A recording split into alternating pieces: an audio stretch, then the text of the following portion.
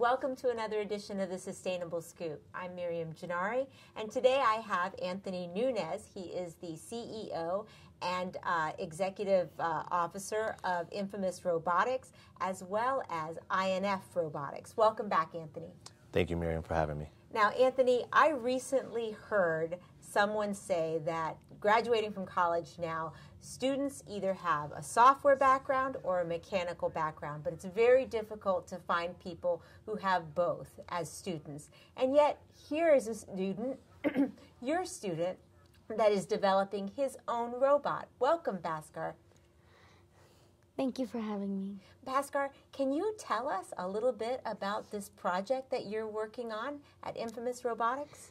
Well, this project is about a robot that is going to help nurses get near contagious patients that have diseases that are like really unhealthy. That they might be able to catch, right? Yeah. If they went near them.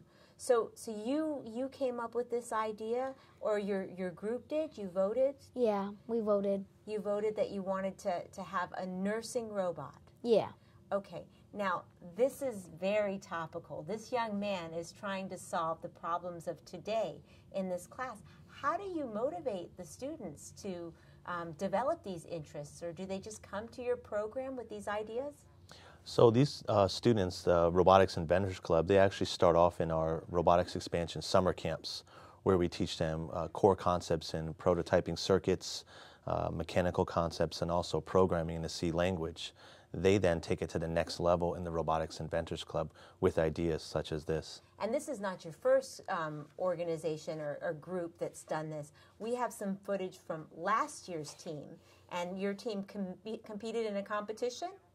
Yes, they did. At the Smithsonian, they presented at the National Air and Space Museum in Washington, D.C. Okay. And can you tell us a little bit about what your video is going to show us the kids doing? Yeah, sure. So the video will show their robot called RV, which is an autonomous robot for the visually impaired. And it's kind of a shopping cart designed to guide blind people through a supermarket, help them shop, help them be more independent in the supermarket.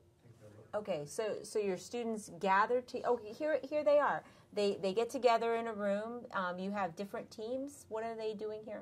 Here they're actually demonstrating the prototype working. They have the robotic cart there actually moving on a line that it's following through the store. It's showing how it could guide the person through the supermarket. Okay. All right, and so they actually got this robot to work? Yes, they did. It was actually very exciting to see it work, and it's quite a long process. The Robotics Inventors Club is about a 7-month process that the students go through from idea all the way through prototype. That is a really big commitment, but I guess it's very rewarding, especially, well, let's see that reward. Let's see the fruits of their labor. Is this... So this is another clip of RV, and here you can see the different teams, the electrical engineer team, the mechanical engineer team, and the software engineer team, all running different tests on the robot and making sure their part works on the prototype. Now that's fantastic, Bhaskar. We're also going to see your team and some of the work that you're doing. What is the deadline for you to complete this project? It's by the end of March and the end of February and the beginning of March. Okay, so it's coming up. And what team are you on? The electrical engineers team. Okay, so let's just take a look at you and you working with your team. Oh, here we go. What are they doing here, Bhaskar? When we're in our team, we are trying to figure out where to mount the sensors on the robot. Okay, so you've got to not only figure out where to mount the sensors, but you've also got to figure out how it's going to move. Yeah. You've got to figure out you also said that there's teams that are figuring out the layout. Your robot has a memory, right? Yeah. And where is that memory stored? That memory is stored in this little kind of like board thing called the Arduino, and there it has a microchip where the info is stored, and that that gives it to like the motors, and the motors run in it.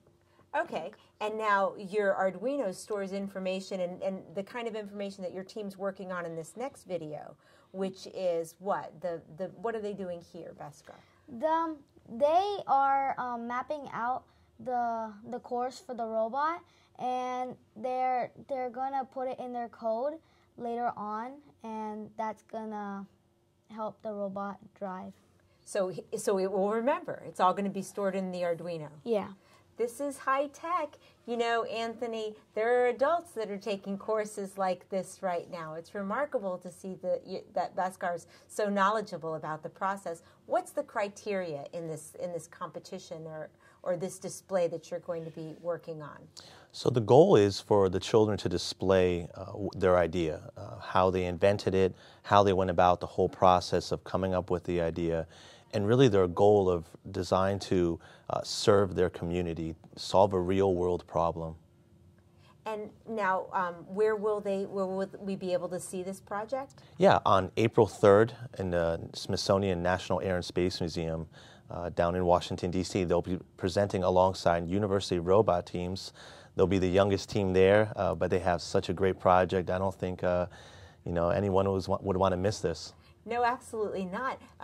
Let me get this straight. What grade are you in, Bhaskar? 4th grade. 4th grade. And this is not your first time building an electronic robot. You took a summer camp like that as well. Yeah, 2 summer camps, and we had hands-on experience where we had to do all the coding, and we had to program the robot, and Mr. Nunez here told us how we should code the robot and how should it move. I have a feeling, Anthony, you're building your infamous INF Robotics team from scratch. Is that what you're doing here? Yes, I'm actually training my future employees, getting them ready. So. Well, excellent. Tell me, how can we support your project here and these students so that they'll continue to have this opportunity? Just come out and see them on April 3rd. You can also look up more information about our summer camps. That's something we do, and we do a lot of different programs after school, county programs as well here in Arlington and Washington, D.C. Okay, so there are some after-school programs that you can sign up for at Arlington Public Schools, but the summer programs, now, how long do they run? They run from June through August. There are 1-week programs, and there's multiple levels. So a student could take 1 week in the prototyping circuits course, and then 1 week in the programming the C language course, and they could enter into the Robotics Inventors Club in the fall. Outstanding. And now tell me, your students, I saw in the video, male and female. Is there an even split? Do you have as many girls as you do boys? Sometimes more girls than boys because we have a STEAM curriculum, a science, technology, engineering, and art and math curriculum. Because we bring in the arts, we do get a lot of young women in our programs, which is very exciting to see. Well, not just that, but I mean, in developing any new idea, you really do have to be very creative. And you have to overcome other people's thinking that you can't do it, right? Yeah. Now, if you were to solve this problem and you were to be able to assist people with your robot and help sick patients, do you think that this is something you might want to go into as a career? Is it a little early to ask such a question? Yeah, I think so. All right. Well, I won't ask you that, but I will ask you, Anthony, what is the most rewarding part of what you're doing with these students? Just seeing them get excited about building a robot and learning about these engineering and math concepts that are very challenging. We really push the bar. I mean, we're showing them concepts that they wouldn't learn until they got to the university. And we found a way to break it down so that they can understand it at the elementary school age level. So that is awesome. Outstanding. That's very creative on your part, a very creative way to get students excited about science, technology, engineering, math, and art. Are you excited about that? Yeah. You are? Well, I wish you all the best of luck at your competition, and I hope that our viewers will go to the Building Museum and see the competition and support you. And I want to thank all of my viewers for watching The Sustainable Scoop. There is nothing more sustainable than investing in our youth. Thanks for watching. Back to the news desk.